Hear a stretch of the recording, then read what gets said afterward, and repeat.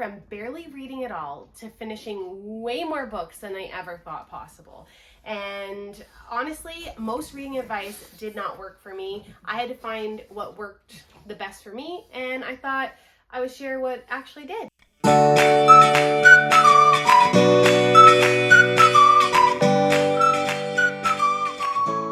Hi friends, welcome back to my channel, Booked with Juby. I thought I would do a really quick reintroduction as we have a lot of new faces here, and I thought it would be time to say hi, hello. My name is Julie. I am a Canadian girly who loves to yap about books, and so if that's your vibe, you're already in the right place. This here is Frankie. He is a certified mama's boy and sometimes co-host, so you will see him in and out of videos here and there. I am 33 years old. I live in Canada, so it's cold and hot. We're getting in the hot season though, so thank goodness, because I cannot take another snowflake at this point. I love to read. I love everything about it. I like to talk a lot, which this is why it goes well together. I also am really into sports and fitness. My favorite color is purple, fun fact, and I have a beautiful, wonderful big family with 3 siblings and my parents and just so many great, wonderful people in my life. So that's pretty much it. If you guys have other questions, leave me a comment. Happy to answer anything for you. But let's get to the topic at hand. Let's talk about reading goals. It's difficult. I think sometimes we go online and we see people reading like 100 plus, 200 plus, 300 plus books a year, like crazy numbers. Now, there is a way to do some of this. I'm typically, about, let's say 50 to 60 physical books and then about 30 to 40 audiobooks a year. So, I'm hitting that 100 range, but it's not just a one shoe fits all kind of approach. And I definitely was in this long reading slump where I've always been a reader since I was a little girl. But, I think sometimes what happens, we kind of life gets busy, we kind of fall out of love with it a little bit, or we're not reading the right books. And I'm here to tell you some things that worked for me, and I hope they work for you too. What worked for me was to find a series that got me hooked right off the bat. I've always been a reader, but sometimes in a year it would be way less than I want or whatever, or gone to a slump, or I just wasn't feeling like picking it up.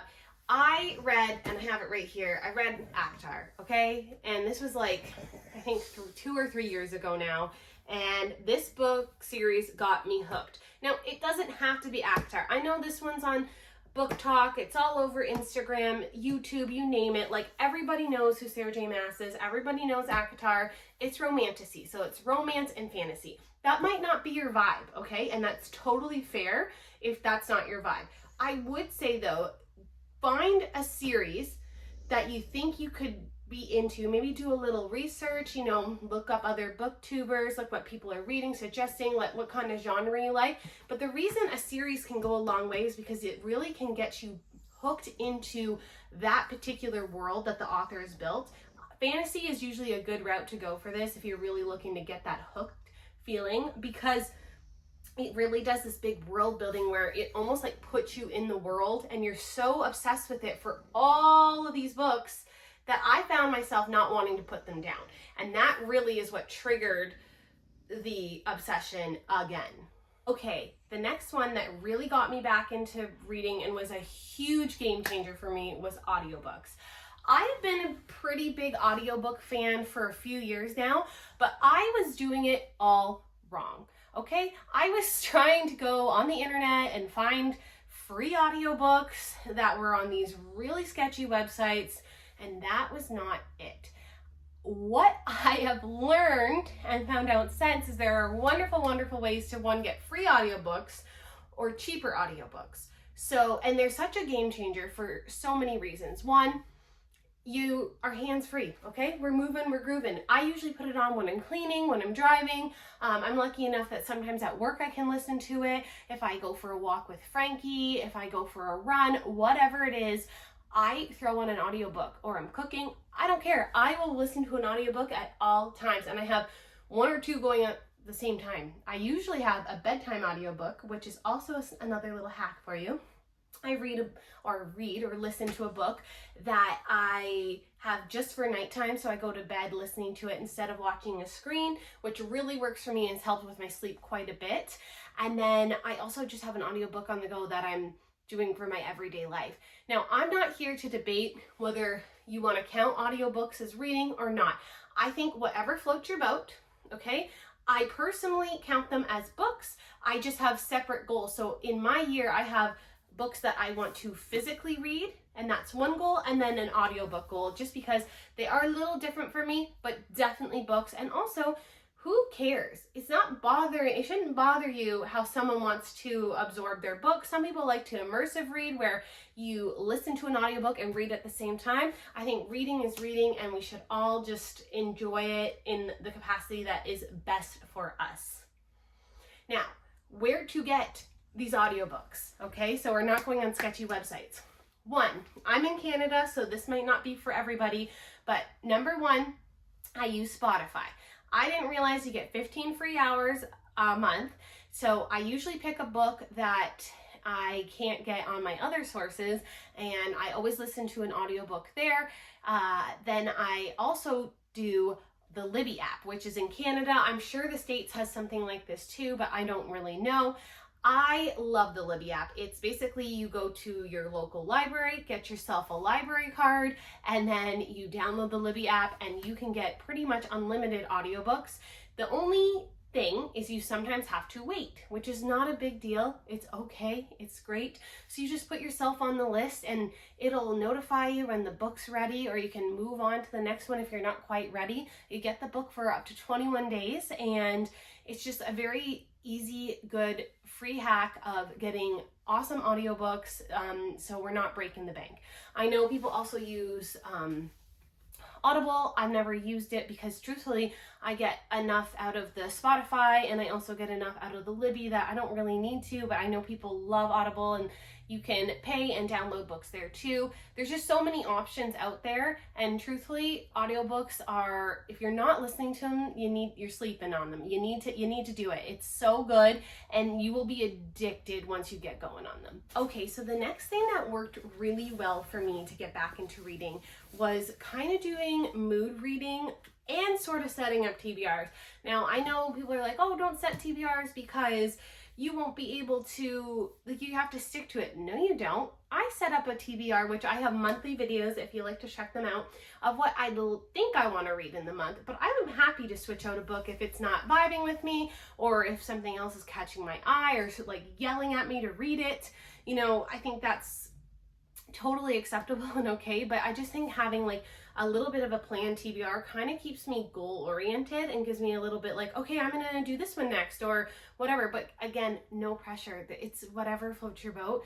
And then mood reading, you know, it's spring, so I want to read like new beginnings and like spring related books, and when the summer comes, I'm gonna want a summer romance, and that is beautiful, and I love that about books. You can just find anything that you're looking for. So another thing that works super well for me is changing genres up. Kind of going back to the mood reading, I don't stick to one genre back to back typically. I like to like genre hop between all sorts of them, and also try new books that I'm not necessarily, or I don't necessarily know a lot about, or genres I don't know a lot about, because I think you will surprise yourself if you give it a chance and try reading a genre that you're not used to. I think you might be like, oh, this is way better than I thought, or it's just like a different vibe. Like, for example, I'm just going to show you some of my favorite books here. So I have People I Meet on Vacation, Emily Henry. Anytime you give me an Emily Henry book, she's a contemporary romance writer. They are almost 5 stars for me. Is it 5-star writing? No. Did I have the best and most amazing time reading it? Heck yes. And she also is a very good writer. I'm not saying she's not. I'm just saying, like, if we're judging it based on like the merit of like how good of a writing it is and how deep and meaningful, like, it's a fun contemporary romance. But I had a great time, so it'll get a 5 from me. Then you have books like Thea of Golden. Beautiful writing. This is one of my favorite books of all time now. And this is a feel-good book. It's one that also made me cry. It made me feel so many emotions. And Alan Levy's writing was stunning, truthfully stunning. And so it wasn't a book that I ever thought I would see myself picking up. And it's now one of my favorite all-time books of all time. Then, you know, I got like a Taylor Jenkins Reads. This is Carrie Soto is Back. This is a sports book. It's about tennis. And I know I do like sports. And so like that was intriguing to me. But even if you don't like sports, it's not about the sports. It's about the character development. And that is why I think this book like could be underrated or giving it a try. You might not want to because you're like, oh, tennis, I don't want to read about tennis. That's not the point of the book. And so, you know, you're missing out on good reads that could be something that actually relates to you a lot more than you think, just because you're like, oh no, it's about sports. Like, doesn't matter. Or then you have something like The Sirens and Wayward by Amelia Hart. Magical realism. So historical fiction books with a little bit of magic, just a little bit of magic twisted in there. So it's not a fantasy, it's magical realism. I didn't even know that was a genre until I started reading it, and I'm obsessed with it. I already love historical fictions. Another great one would be Kate Morton. She writes great historical fictions. But you know, that might sound boring to you, like, oh, I don't want to read about history. They're excellent. They're beautiful stories typically, and you're missing out if you're unwilling to give a new genre a try. That genres can make a big difference, and letting yourself outside the box and trying something new will be a pleasant surprise. The next piece of advice is read shorter or more fast-paced books. So, for example, we don't have to read this one.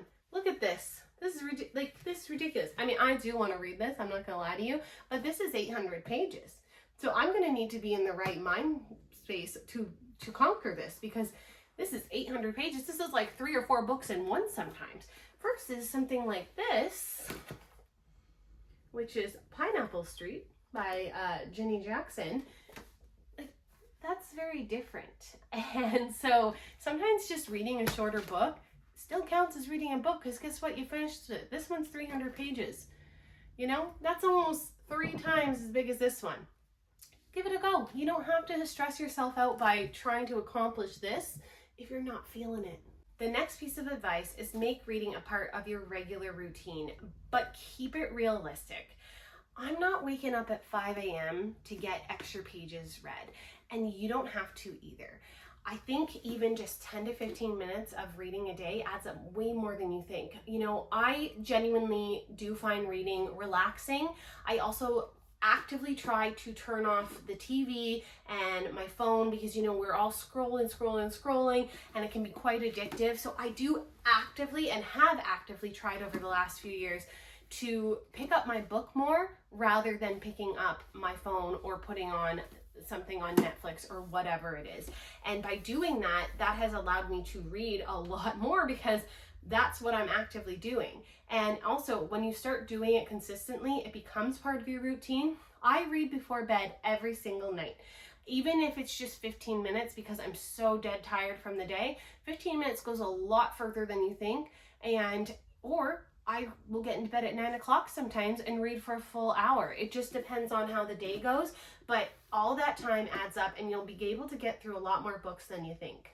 Okay, another really important thing is, don't compare yourself to other readers. If you read 1 book a year, you're a reader. If you read 500, you're also a reader. I don't know how you do it, but damn. Anyway, I think what we do sometimes is we go on social media and we see people, they're like, oh my gosh, how on earth can you read 200 books a year? Or they're reading a book in a day. And you're like, oh my God, am I like dumb? Like, am I a slow reader? No. You're just a normal person reading a book. Like, some of these people, this is their full-time job. Keep that in mind. And they can get to do this all day long. And of course they have time to read, because it's part of their job. I work a 9 to 5, so I can't always be doing that. And that, you know, is okay. But I fit it in when I can.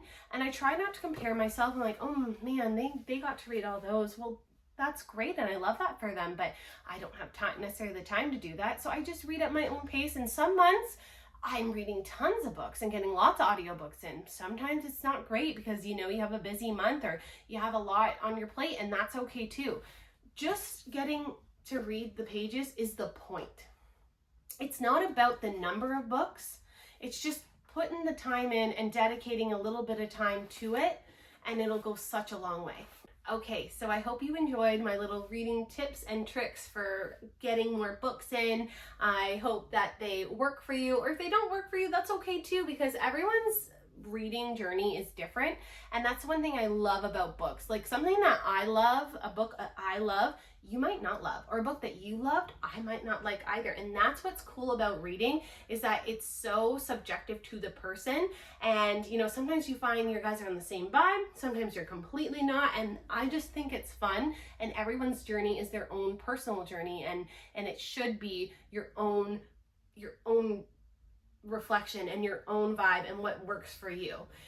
Have you ever been in a reading slump? Let me know in the comments what the hardest part about getting back into reading was for you, or what you did to get out of the slump. I am dying to know. If you can give me any more tips and tricks, I am here for them. And if you want more book content, please don't forget to subscribe. It goes such a long way for me, and I love you all so much. Happy reading. Bye.